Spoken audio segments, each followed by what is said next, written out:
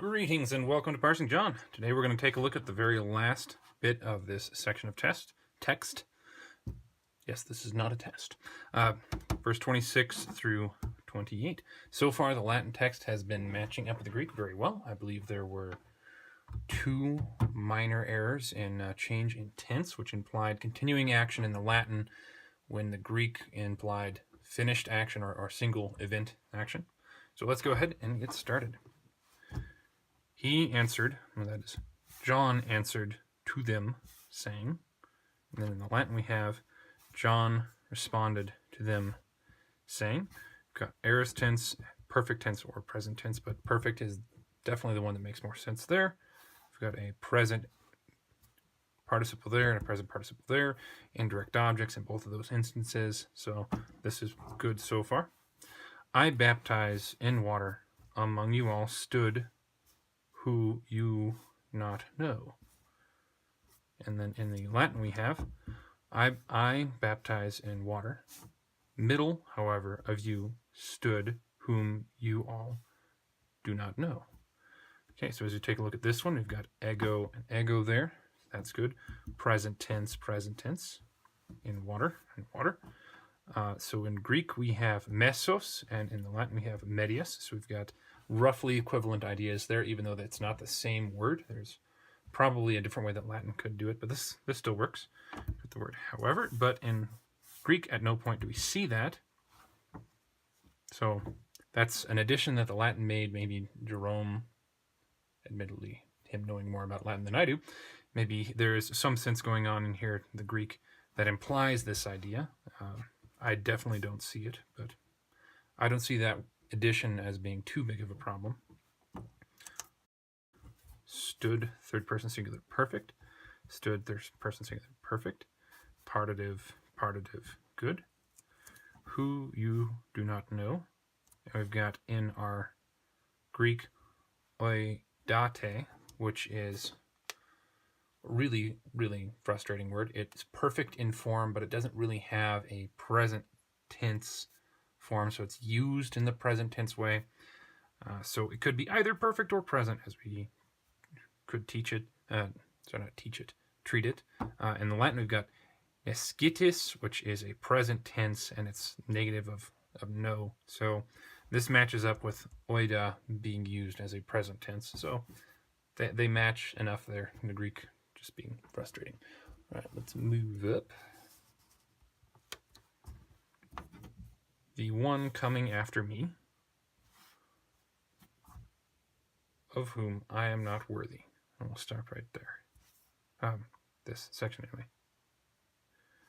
Himself is who after me is about to come, who before me has been made or has become, of whom I am not worthy.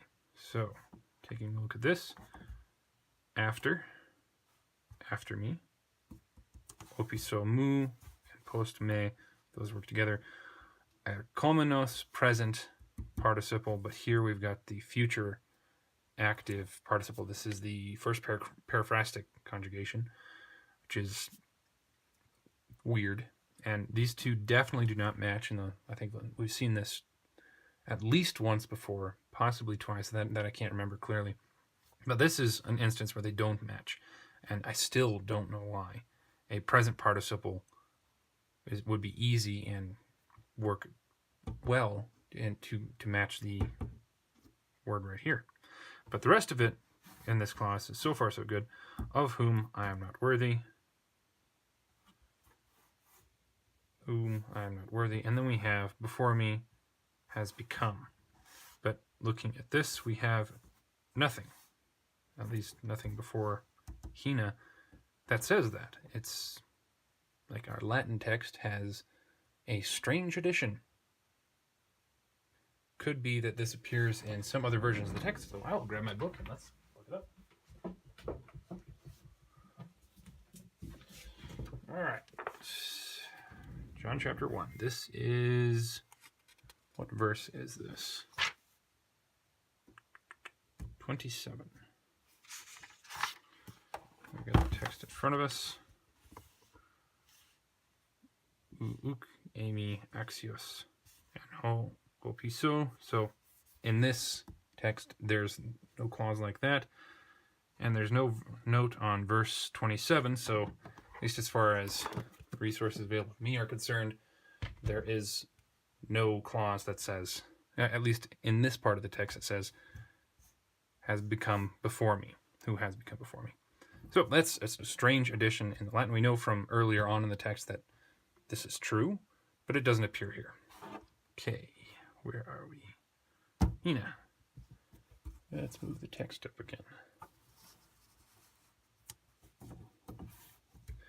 That I may or I shall loose the strap of his sandal. And here we've got, as I shall release the shoestring of his sandal. So shoestring versus strap, that doesn't matter. They're equivalents. Big thing here is actually our verb. So we've got solvam, which is first person singular future, or technically present subjunctive. And then in the Latin, where is it? We've got luso, which is first person singular future or aorist subjunctive. Now, when we were going through the Latin text, we picked the future as being the most likely in order to fit with the sense of everything. Well, actually, I don't remember why we picked it. But anyway, that's the one that we picked as the most likely. Future indicative with ut, rather than the present subjunctive. And in the Greek, we left it open to be either one of them, but the second option, the aorist subjunctive one, made more sense. Now, if we take the Latin to be subjunctive, then we have present subjunctive and aorist subjunctive. And as I keep saying over and over again, present implies either action right now or continuous action, an action you do over and over again. But here in the aorist, we have a completed action, probably also with a past idea. Well, that gets more complicated. But anyway, if they are both future, then they fit, but the sentence doesn't make much sense then. If they're both subjunctive, then Latin has the wrong tense, at least to fit with this. So, subjunctive, I think, for both texts, regardless of the context in our Latin, makes the most sense. Which would then mean that the Latin is in error here.